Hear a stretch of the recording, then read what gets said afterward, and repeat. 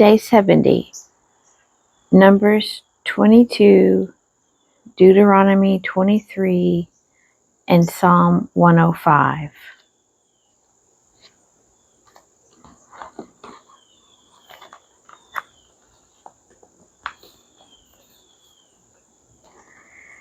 Numbers 22.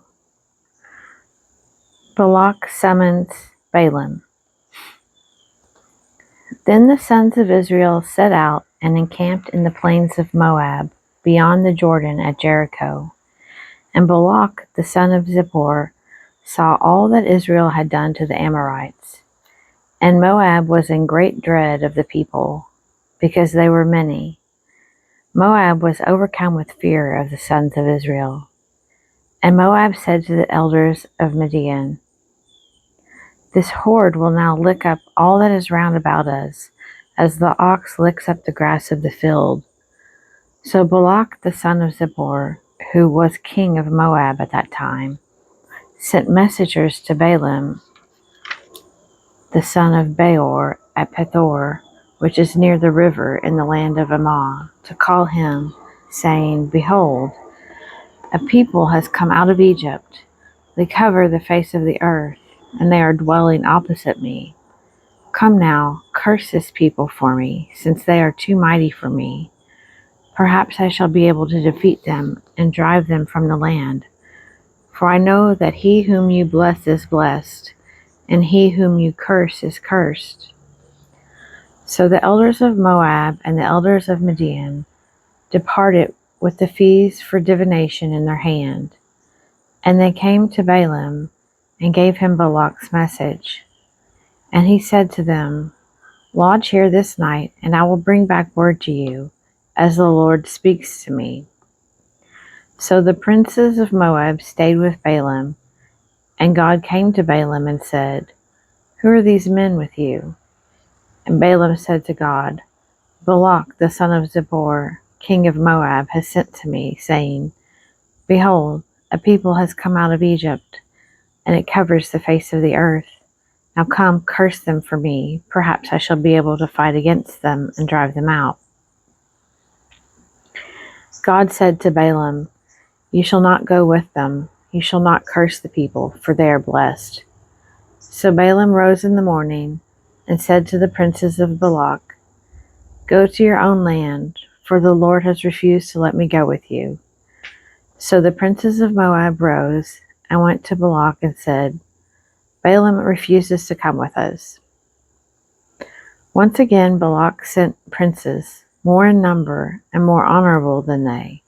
And they came to Balaam and said to him, "Thus says Balak the son of Zippor, let nothing hinder you from coming to me, for I will surely do you great honor, and whatever you say to me I will do. Come, curse this people for me." But Balaam answered and said to the servants of Balak, "Though Balak were to give me his house full of silver and gold, I could not go beyond the command of the Lord my God, to do less or more. Please now, tarry here this night also, that I may know what more the Lord will say to me." And God came to Balaam at night and said to him, "If the men have come to call you, rise, go with them, but only what I bid you, that shall you do." Balaam, his donkey, and the angel. So Balaam rose in the morning and saddled his donkey and went with the princes of Moab. But God's anger was kindled because he went, and the angel of the Lord took his stand in the way as his adversary. Now he was riding on the donkey, and his two servants were with him. And the donkey saw the angel of the Lord standing in the road, with a drawn sword in his hand. And the donkey turned aside out of the road, and went into the field. And Balaam struck the donkey to turn her into the road. Then the angel of the Lord stood in a narrow path between the vineyards, with a wall on either side. And when the donkey saw the angel of the Lord, she pushed against the wall and pressed Balaam's foot against the wall. So he struck her again. Then the angel of the Lord went ahead and stood in a narrow place where there was no way to turn, either to the right or to the left. When the donkey saw the angel of the Lord, she lay down under Balaam, and Balaam's anger was kindled, and he struck the donkey with his staff.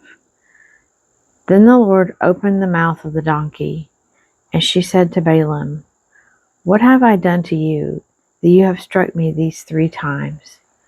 And Balaam said to the donkey, "Because you have made sport of me.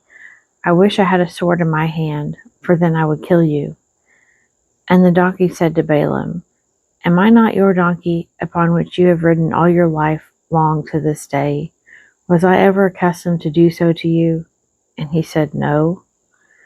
Then the Lord opened the eyes of Balaam, and he saw the angel of the Lord standing in the way, with his sword drawn in his hand. And he bowed his head and fell on his face. And the angel of the Lord said to him, "Why have you struck your donkey these 3 times? Behold, I have come forth to withstand you, because your way is perverse before me. And the donkey saw me, and turned aside before me these 3 times. If she had not turned aside from me, surely just now I would have slain you and let her live." Then Balaam said to the angel of the Lord, "I have sinned, for I did not know that you stood in the road against me. Now therefore, if it is evil in your sight, I will go back again." And the angel of the Lord said to Balaam, "Go with the men, but only the word which I bid you, that shall you speak." So Balaam went on with the princes of Balak. When Balak heard that Balaam had come, he went out to meet him at the city of Moab, on the boundary formed by the Arnon, at the extremity of the boundary. And Balak said to Balaam, "Did I not send to you to call you? Why did you not come to me? Am I not able to honor you?" Balaam said to Balak, "Behold, I have come to you. Have I now any power at all to speak anything? The word that God puts in my mouth, that must I speak." Then Balaam went with Balak, and they came to Kiriath-huzoth. And Balak sacrificed oxen and sheep, and sent to Balaam and to the princes who were with him.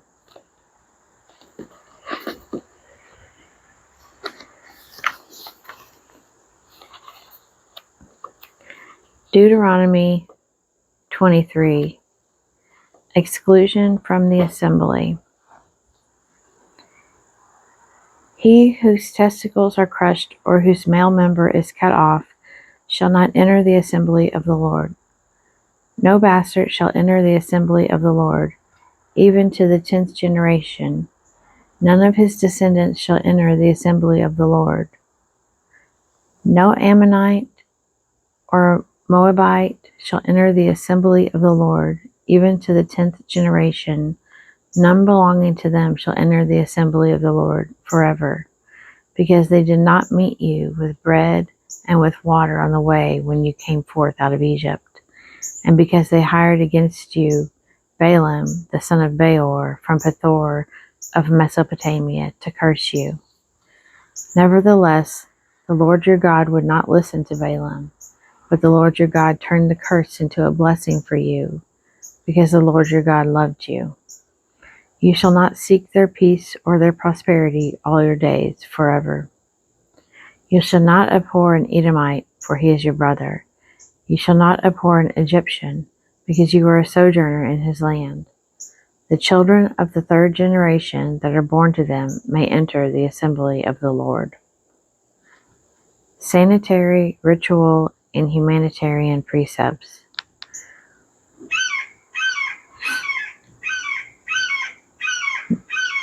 When you go forth against your enemies and are in camp, then you shall keep yourself from every evil thing. If there is among you any man who is not clean by reason of a nocturnal emission, then he shall go outside the camp. He shall not come within the camp. But when evening comes on, he shall bathe himself in water, and when the sun is down, he may come within the camp. You shall have a place outside the camp, and you shall go out to it. And you shall have a stick with your weapons, and when you relieve yourself outside, you shall dig a hole with it, and turn back and cover up your excrement. Because the Lord your God walks in the midst of your camp, to save you and to give up your enemies before you. Therefore your camp must be holy, that he may not see anything indecent among you, and turn away from you. You shall not give up to his master a slave who has escaped from his master to you. He shall dwell with you in your midst, in the place which he shall choose within one of your towns, where it pleases him best. You shall not oppress him. There shall be no cult prostitute of the daughters of Israel, neither shall there be a cult prostitute of the sons of Israel. You shall not bring the hire of a harlot, or the wages of a dog, into the house of the Lord your God in payment for any vow, for both of these are an abomination to the Lord your God. You shall not lend upon interest to your brother, interest on money, interest on victuals, interest on anything that is lent for interest.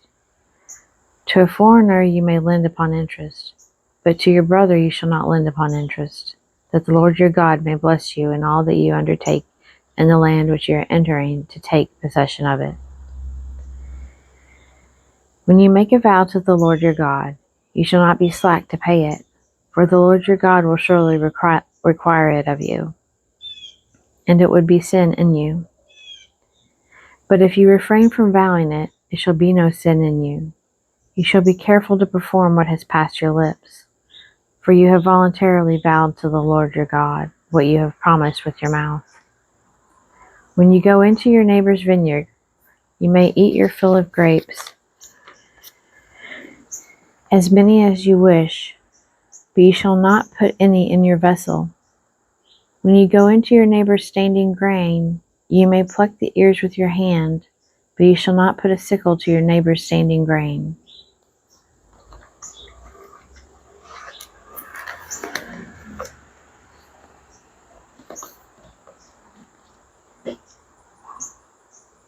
Psalm 105. God's faithfulness to Israel. O give thanks to the Lord, call on his name, make known his deeds among the peoples. Sing to him, sing praises to him, tell of all his wonderful works. Glory in his holy name, let the hearts of those who seek the Lord rejoice.